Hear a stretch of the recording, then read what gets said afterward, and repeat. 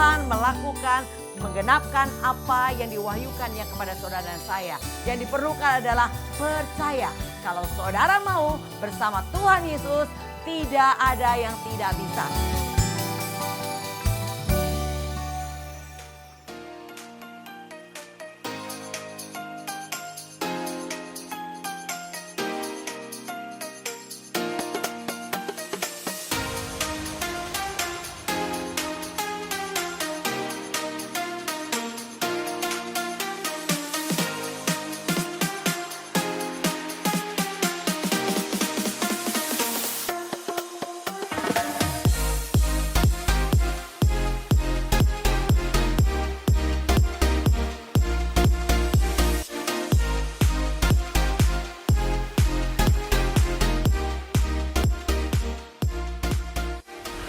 Shalom sahabat Berobos, salam jumpa kembali bersama GOB, Generation of Breakthrough. Hari ini saya membawakan satu tema, sikap hormat kepada Tuhan. Sebelumnya mari kita satukan hati, kita berdoa.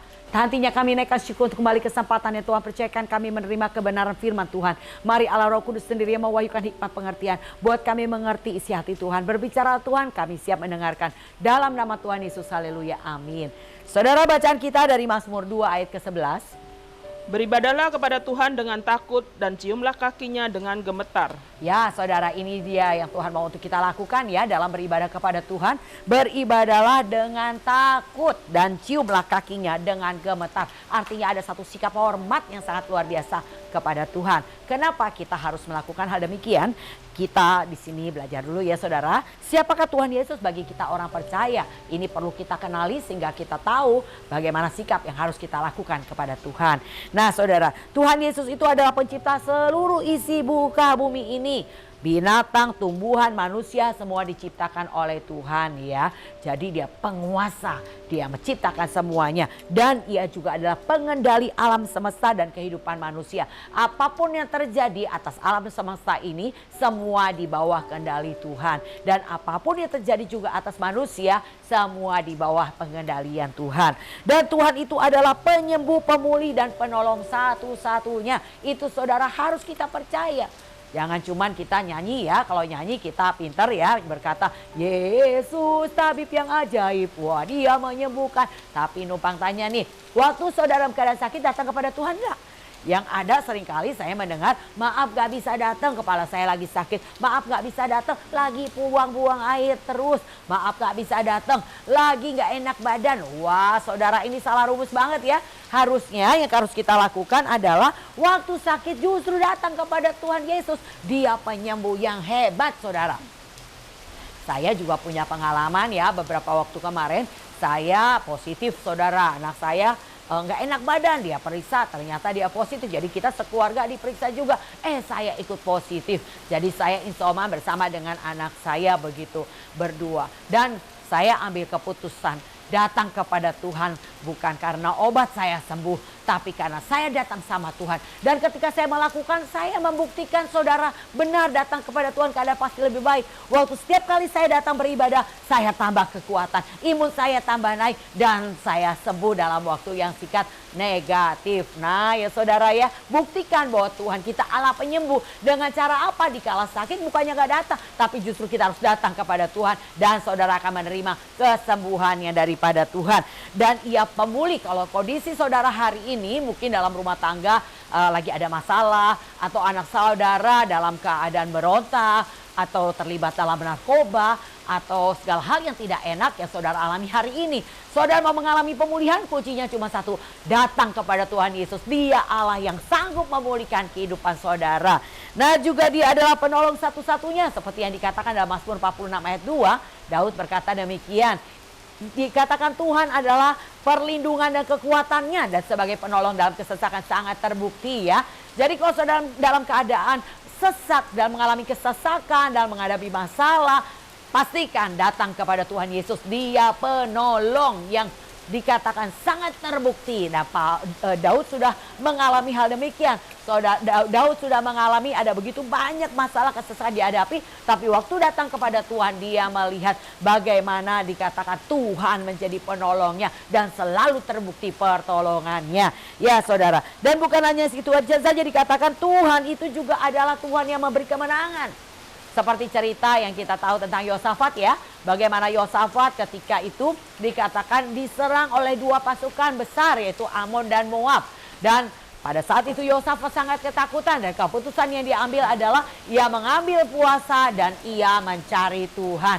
Dan berikutnya dia persiapkan bukan pasukan perang yang hebat. Yang dipersiapkan adalah yaitu pasukan pemuji dan penyembah. Waktu ia dikatakan mempersiapkan pasukan, dia menaikkan pujian penyembahan Tuhan yang berperang ganti mereka. Sehingga mereka setelah mereka selesai memuji menyembah, dia lihat ternyata sudah mati semuanya pasukan lawan, saudara. Mereka saling membunuh dan Yosafat dikatakan menjara 3 hari 3 malam. Dia ambil begitu banyak yang dia bisa bawa pulang ya.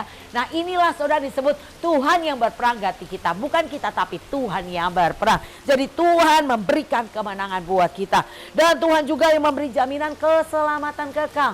Akulah jalan kebenaran dan hidup, tidak ada yang dapat datang kepada Bapa kalau tidak melalui aku, kata Tuhan Yesus. Jadi percayalah janjinya, Tuhan itu adalah pemberi jaminan keselamatan.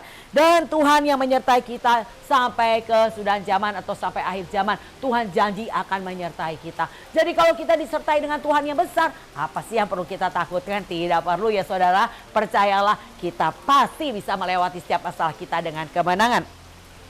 Nah saudara, kita juga perlu tahu bagaimana gambaran surga. Apa yang terjadi di surga saudara? Penyembahnya seperti apa kepada ia yang duduk di atas tahta? Tentunya itu adalah Yesus sendiri.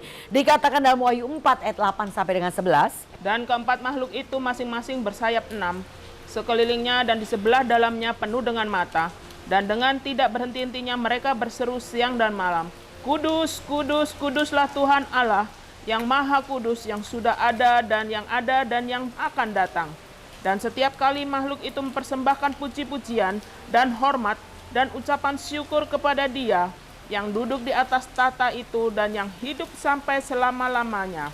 Maka tersungkurlah ke-24 tua-tua itu di hadapan Dia yang duduk di atas tahta itu, dan mereka menyembah Dia yang hidup sampai selama-lamanya. Dan mereka melemparkan mahkotanya di hadapan tahta itu sambil berkata, Ya Tuhan dan Allah kami, Engkau layak menerima puji-pujian dan hormat dan kuasa. Sebab Engkau telah menciptakan segala sesuatu dan oleh karena kehendak-Mu semuanya itu ada dan diciptakan. Ya saudara bisa bayangkan nih ya, suasana surga dikatakan ada 4 makhluk di situ yang berseru siang dan malam. Ia berkata, kudus, kuduslah Tuhan Allah yang Maha Kuasa, yang sudah ada dan yang akan ada dan yang akan datang. Dan di sekelilingnya juga ada ke-24 tua-tua.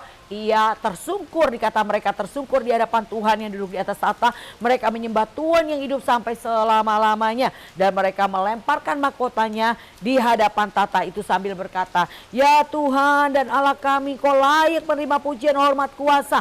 Sebab Engkau telah menciptakan segala sesuatu. Oleh karena kehendak-Mu semua itu ada dan diciptakan. Jadi saudara bisa saya bayangkan ya, suasana di surga itu sebetulnya gambaran di bumi yang kita lakukan dalam ibadah itu gambaran surga saudara. Ada pujian penyembahan kepada Tuhan ketika kita menaikkan mazmur. Engkau dahsyat, Kau ajaib, Kau agung mulia Tuhan, haleluya. Ya, misalnya worship leader berkata demikian dan semua jemaat berkata amin, Kau dahsyat Tuhan. Nah saudara, sebetulnya inilah gambaran surga ya saudara ya. Maka kenapa Tuhan berkata latih dirimu ibadah? Karena dengan kita terlatih dalam ibadah, saudara siap masuk kerajaan surga. Karena itu yang terjadi di surga, siang dan malam pujian penyembahan kepada Tuhan. Bahkan lebih jelas lagi dikatakan Wahyu 5 ayat 11 sampai dengan 14. Maka aku melihat dan mendengar suara banyak malaikat di sekeliling tahta, makhluk-makhluk dan tua-tua itu. Jumlah mereka berlaksa-laksa dan beribu-ribu laksa. Katanya dengan suara nyaring, Anak domba yang disembelih itu layak untuk menerima kuasa dan kekayaan dan hikmat dan kekuatan dan hormat dan kemuliaan dan puji-pujian. Dan aku mendengar semua makhluk yang di surga dan yang di bumi dan yang di bawah bumi dan yang di laut dan semua yang ada di dalamnya berkata, bagi Dia yang duduk di atas tahta dan bagi Anak domba adalah puji-pujian dan hormat dan kemuliaan dan kuasa sampai selama-lamanya. Dan keempat makhluk itu berkata, Amin. Dan tua-tua itu jatuh tersungkur dan menyembah.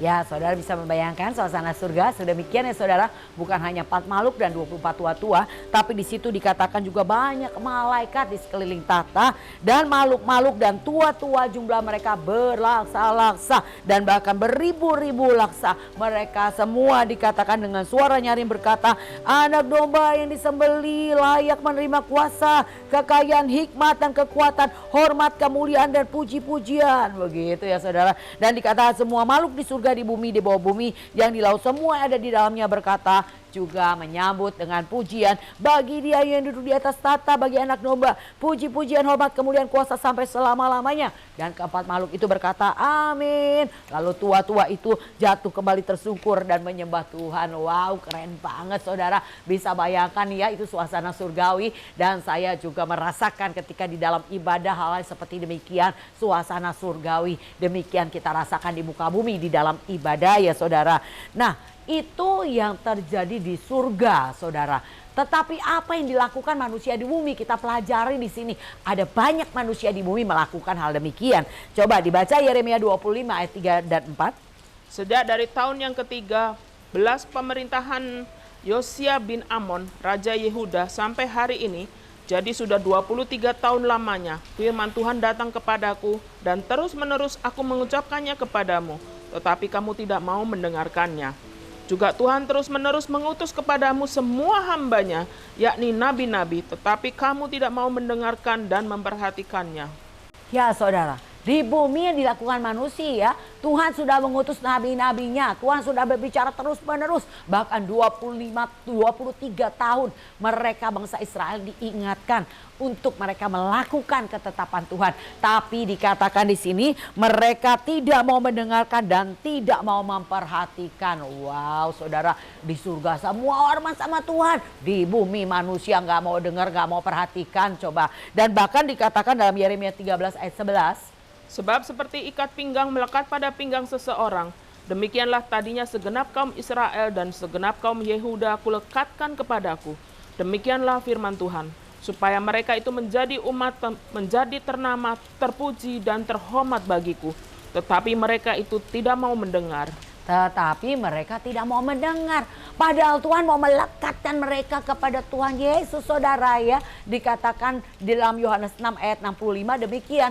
Tidak ada yang dapat mendekat kepada Yesus kalau bukan Bapa mengaruniakannya. Jadi sebetulnya Tuhan mau melekatkan kita. Tetapi manusia tidak mau dilekatkan. Padahal Tuhan punya janji. Sekiranya kau mau saja dilekatkan kepada Tuhan, maka dikatakan engkau akan menjadi orang yang ternama, terpuji, terhormat. Ada janji dan yang berjanji ini Tuhan saudara. Kalau Tuhan janji itu adalah pasti ya saudara. Tapi manusia nggak mau melakukannya. Manusia nggak mau dilekatkan kepada Tuhan. Padahal Tuhan undang terus saudara. Panggilan surgawi hari-hari ini semakin gencar ketika kita ibadah online. Ya, saudara dipanggil dalam gereja lokal ada banyak aktivitas yang diberikan kepada saudara sebagai undangan untuk mendekat kepada Tuhan ya. Jadi ada panggilan surgawi. Kalau Paulus lakukan dikata ia berlari-lari menuju panggilan surgawi. Panggilan surgawi adalah ketika ada undangan di gereja lokal saudara, ada doa pagi, ada persekutuan doa, ada pemuritan. Itu panggilan surgawi karena Tuhan mau melekatkan kita kepada Yesus. Tapi apakah kita mau melakukan atau mau mengambilnya atau tidak? Ternyata banyak manusia dikatakan tidak mau dilekatkan kepada Yesus sehingga mereka tidak menjadi seperti yang Tuhan rencanakan. Harusnya mereka menjadi orang-orang yang ternama, terpuji dan terhormat. Dan bahkan kita pelajari di sini sikap manusia kepada Tuhan, Mazmur 81 ayat 12. Tetapi umatku tidak mendengarkan suaraku dan Israel tidak suka kepadaku. Ya, kalau orang suka pasti pengen ketemu terus. Pasti mau diajak untuk mendekat ya saudara. Tetapi dikatakan Israel tidak suka kepadaku, mereka nggak mau mendengar. Kalau di ayat 13-nya dikatakan akhirnya Tuhan membiarkan mereka menurut kedegilan hatinya. Ya sudah kalau nggak mau. Jadi saudara saya kalau hari-hari ini saudara tidak ada lagi yang ngajak saudara. Kalau dulu mah sering diajak, ayo doa pagi, ayo ikut pemuritan, ayo ikut persekutuan doa. Tapi kalau hari ini udah nggak ada yang ngajak, berarti Tuhan sudah membiarkan menurut kedegilan. Ya udah kalau nggak mau silakan begitu saudara. Ngeri ya kalau dibiarkan Tuhan ya. Apa yang terjadi? Iblis yang akan ngambil bagian kerugian kalau kita tidak mau datang mendekat kepada Tuhan. Dan kita lihat di sini Maleakhi 3 ayat 13 sampai dengan 15. Bicaramu kurang ajar tentang aku, firman Tuhan. Tetapi kamu berkata, apakah kami membicarakan di antara kami tentang engkau? Kamu berkata, adalah sia-sia beribadah kepada Allah. Apakah untungnya kita memelihara apa yang harus dilakukan terhadapnya dan berjalan dengan pakaian berkabung di hadapan Tuhan semesta alam? Oleh sebab itu kita ini menyebut berbahagia orang-orang yang gegabah. Bukan saja mujur orang-orang yang berbuat fasik itu, tetapi dengan mencobai Allah pun mereka luput juga. Ya, dikatakan manusia berbicara kurang ajar kepada Tuhan, saudara. Apa untungnya memelihara hari-hari? Ngapain, ibaratnya begini nih, mereka berkata, ngapain rajin-rajin, bangun pagi-pagi doa pagi, datang ikut persekutuan doa, ngapain rajin ikut pemuritan. Nah, ini orang-orang yang kurang ajar, saudara, berkata kepada Tuhan demikian. Mujur mereka tuh, lihat, mereka yang gak datang doa, mereka yang gak datang ibadah, mereka diberkati, hidup makmur aman. Coba lihat tuh yang rajin ibadah, ya keadaannya susah mah tetap susah. Nah saudara, ini adalah perkataan yang kurang ajar di hadapan Tuhan ya saudara. Jadi tidak boleh lagi kita melakukan demikian ya. Karena kita percaya tidak pernah sia-sia persekutuan ibadah kita dengan Tuhan. Dan bahkan kita belajar di sini Ibrani 4 ayat ke-6. Jadi sudah jelas bahwa ada sejumlah orang akan masuk ke tempat perhentian itu. Sedangkan mereka yang kepadanya lebih dahulu diberitakan kabar kesukaan itu tidak masuk karena ketidaktaatan mereka. Tidak taat saudara hingga mereka tidak bisa masuk ke tempat perhentian, tidak bisa masuk dalam kerajaan surga, tidak bisa mengalami kehidupan kekal. Kenapa? Karena mereka tidak taat.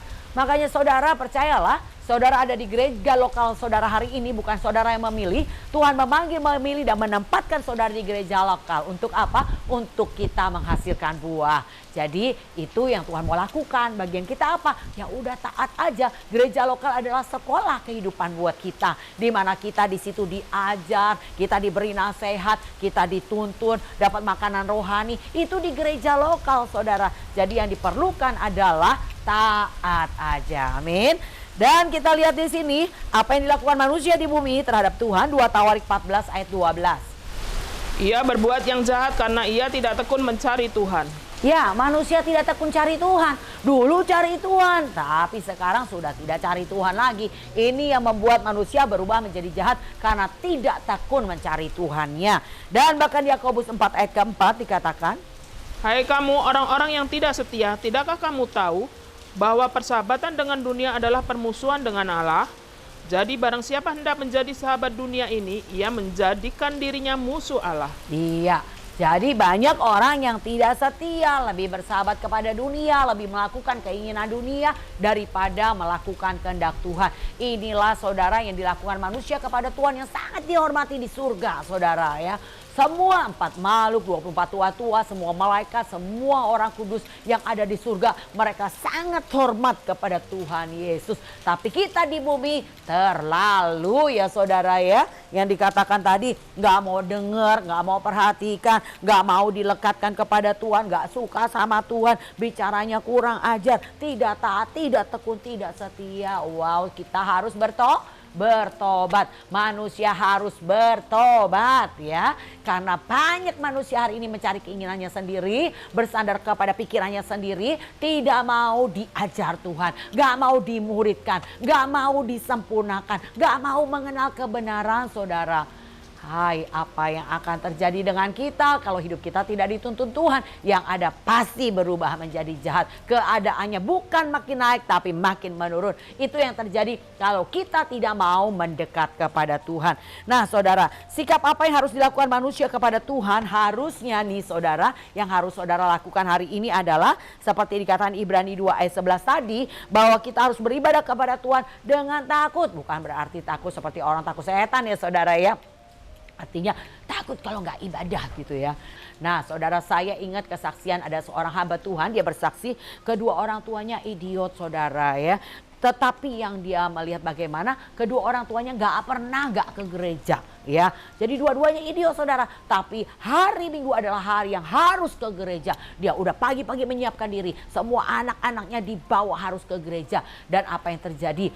anaknya 5, 3 menjadi hamba Tuhan, 2 menjadi orang sukses. Wow, saudara, saya percaya ketika datang mendekat kepada Tuhan, keadaan pasti lebih baik. Saudara harus aminkan ini ya. Nah, jadi mari saudara beribadah kepada Tuhan dengan takut dan ciumlah kakinya dengan gemetar. Ada sikap hormat kita kepada Tuhan di dalam beribadah. Jangan beribadah main handphone, jangan beribadah ngobrol, jangan ibadah nggak fokus, pikirannya melayang-layang. Saudara, kita manusia harus bertobat ya. Hormat akan Tuhan biarlah ada pada kita. Dan juga dikatakan dalam Mazmur 123 ayat 2. Lihat, seperti mata para hamba laki-laki memandang kepada tangan tuannya, seperti mata hamba perempuan memandang kepada tangan nyonyanya. Demikianlah mata kita memandang kepada Tuhan Allah kita, sampai Ia mengasihi kita. Seharusnya begitulah yang harus ada pada kita. Seperti dikatakan mata para hamba laki-laki yang memandang kepada tangan tuannya. Seperti mata hamba perempuan memandang tangan nyonyanya, memohon kemurahan daripada tuannya. Ya, dikatakan sampai ia mengasihani. Demikian harusnya kita kepada Tuhan, memohon kiranya. Begitu saudara. Tapi apa yang manusia sering lakukan?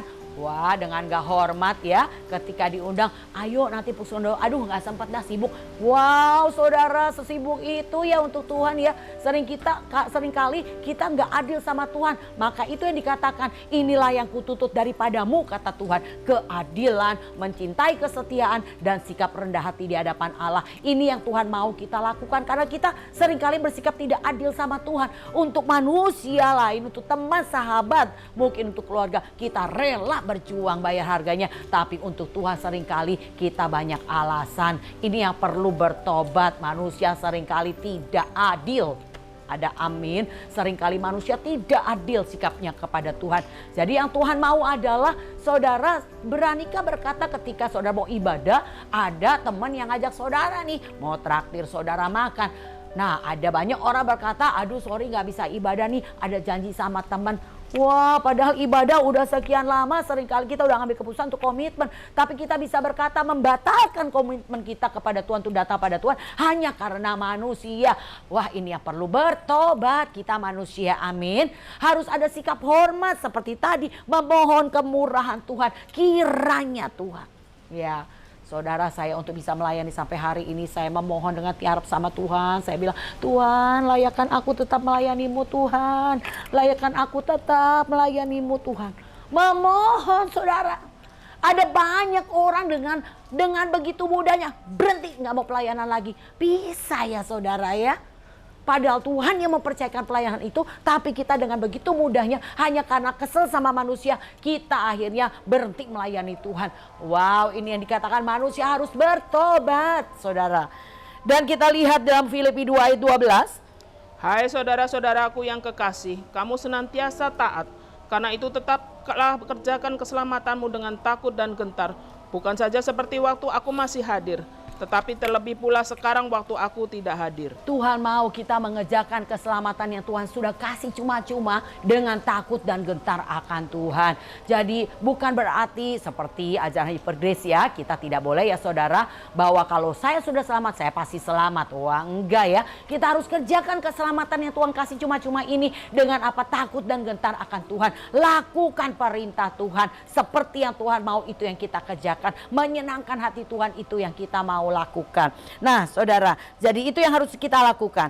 Yakobus 1 ayat 25 dikatakan, tetapi barang siapa meneliti hukum yang sempurna, yaitu hukum yang memerdekakan orang, dan ia bertekun di dalamnya, jadi bukan hanya mendengar untuk melupakannya, tetapi sungguh-sungguh melakukannya, ia akan berbahagia oleh perbuatannya. Ya, yang Tuhan mau kita lakukan hari ini meneliti hukum yang sempurna, yaitu firman Tuhan. Alkitab yang saudara pegang ini adalah hukum yang sempurna, dan Tuhan mau kita meneliti, membacanya, merenungkannya saudara. Dan dikatakan bertekun di dalamnya. Kalau baca Alkitab ya baca terus saudara. Ya, di dalam komunitas kami ada pembacaan Alkitab setahun. Setiap hari kita harus membacanya. Nanti ada para mentor yang akan memeriksanya apakah sudah membaca atau tidak. Kalau belum membaca akan diingatkan, ayo baca, dan bahkan ada kuis-kuis. Jadi jangan takut saudara, aduh nanti repot. Hai saudara, kita sedang mau diajar Tuhan untuk kita mendekat kepada Tuhan. Baca firman-Nya. Kalau buat kuis simpel-simpel aja jawabannya saudara, hanya untuk membuat saudara lebih membaca dan menyimaknya lebih teliti, sehingga itu bisa menjadi rema ya saudara. Jadi ini yang Tuhan mau, teliti hukum yang sempurna dan terus bertekun di dalamnya. Kalau udah setahun baca terus gimana? Baca lagi tahun berikutnya. Ingat, firman Tuhan ini bukan seperti novel yang dibaca sekali sudah malas kita membaca karena kita sudah tahu ceritanya. Oh tidak, kalau saudara baca Alkitab berulang kali saudara membaca, selalu bahkan dengan ayat dan perikop yang sama, saudara mendapat pengertian dan pewahyuan yang berbeda. Saudara akan semakin mengenali Tuhan. Ini harta karun yang luar biasa ya saudara. Jadi itu dikatakan meneliti hukum yang sempurna, bertekun dalamnya dan sungguh-sungguh melakukannya, maka engkau akan berbahagia. Bukankah semua manusia mencari kebahagiaan? Dan ternyata kuncinya ini saudara, teliti hukum yang sempurna ini, baca firman-Nya, renungkannya dan melakukannya. Saya percaya saudara akan berbahagia dibuatnya. Dan Nehemia 8 ayat 7 dikatakan, Lalu Ezra memuji Tuhan Allah yang maha besar, dan semua orang menyambut dengan amin amin sambil mengangkat tangan. Kemudian mereka berlutut dan sujud menyembah kepada Tuhan dengan muka sampai ke tanah. Nah itu yang saudara yang kita harus lakukan ya. Memuji Tuhan, angkat tangan saudara, berlutut, sujud menyembah kepada Tuhan dengan muka sampai ke tanah. Pernahkah saudara melakukan ekspresi seperti demikian? Coba ya saudara, dalam doa pribadi saudara melakukan, tersungkur dahi saudara sampai ke lantai. Saudara menyembah Dia, berkata, Tuhan kau ajaib, Tuhan kau dahsyat, kau mulia Tuhan. Coba kita lakukan saudara, itu sikap hormat kepada Tuhan yang harus ada pada saudara dan saya. Nah saudara, ini yang Tuhan mau untuk kita lakukan. Sikap manusia harusnya dilakukan kepada Tuhan seperti surga sangat amat hormat kepada Ia yang duduk di atas tahta, yaitu 4 makhluk itu dan juga ke-24 tua-tua, semua malaikat dan orang kudus sangat amat hormat kepada Dia. Dan sikap itu yang harus ada pada kita. Caranya, ayo beribadah kepada Tuhan dengan takut dan cium kaki dengan gemetar, pandang Tuhan ya, memandang kepada Tuhan sampai Ia mengasihi. Jadi memohon perkenanan Tuhan, memohon kemurahan Tuhan, dan mari kita kerjakan keselamatan dengan takut dan getar akan Tuhan. Teliti hukum-Nya sempurna, baca firman-Nya, renungkan dan lakukan sungguh-sungguh saudara, serta kita muji Tuhan dengan ekspresi yang sungguh-sungguh kepada Tuhan. Saya percaya kalau saudara melakukannya, saudara akan menikmati hadirat-Nya. Saudara akan merasakan persekutuan yang sangat indah dengan Tuhan. Jadi saudara, mari kita lakukan seperti sikap tadi. 4 makhluk itu, tua-tua, semua orang kudus, malaikat di surga yang begitu hormat, mengagungkan, serta memuliakan Tuhan. Supaya kita bisa menikmati surga di muka bumi ini. Amin. Puji Tuhan. Tuhan Yesus memberkati saudara. Biarlah tema kita hari ini, sikap hormat kepada Tuhan, sungguh menjadi rema untuk kita tidak lagi berlaku kurang ajar, tidak lagi kita tidak disebut menjadi orang yang tidak suka sama Tuhan, tapi kita menjadi orang-orang yang sungguh-sungguh berkenan di hadapan Tuhan. Saudara, saya akan berdoa buat saudara yang mungkin hari-hari ini sikap hormat seperti itu belum ada pada saudara, tapi hari ini mendengar firman Tuhan ini, biarlah mengubah pola pikir dan cara pandang saudara untuk kita lebih hormat dan kita lebih berharap kepada Tuhan. Saya akan berdoa buat semua kita sahabat Penrobos. Terima kasih Bapa untuk apa yang sudah kami terima Tuhan. Tuhan ampuni kalau saat ini kami belum memiliki sikap yang hormat kepada Tuhan. Kami masih berlaku semau-maunya kami ya Tuhan. Kami masih melakukan hal yang duniawi lebih daripada apa yang menyenangkan hati Tuhan. Ampuni kami ya Tuhan. Kami mau bertobat, kami mau berubah. Mari Allah Roh Kudus kuasai kami, jamah semua kami dalam nama Tuhan Yesus, sehingga hidup kami semakin berkenan di hadapan Tuhan. Dalam nama Tuhan Yesus, haleluya, amin. Sahabat Penrobos, saya tetap mengundang sahabat Penrobos untuk masuk bersama kami dalam komunitas pemuritan GOV. Ya, agar kita dilatih menjadi para penerobos di akhir zaman, mendekat kepada Tuhan. Saudara akan dilekatkan kepada Tuhan dalam beberapa ibadah yang selalu ada di setiap hari sebagai mata pelajaran, sebagai murid di kelompok GOB ya, pemuritan GOB. Ya saudara, silakan saudara catat nomor di bawah ini dan ketik dalam WA, saya rindu bergabung dalam komunitas pemuritan GOB. Maka saya akan memberikan jadwal buat saudara dan link untuk kita masuk dalam Zoom ya saudara, ibadah kita online. Oke, Tuhan Yesus memberkati.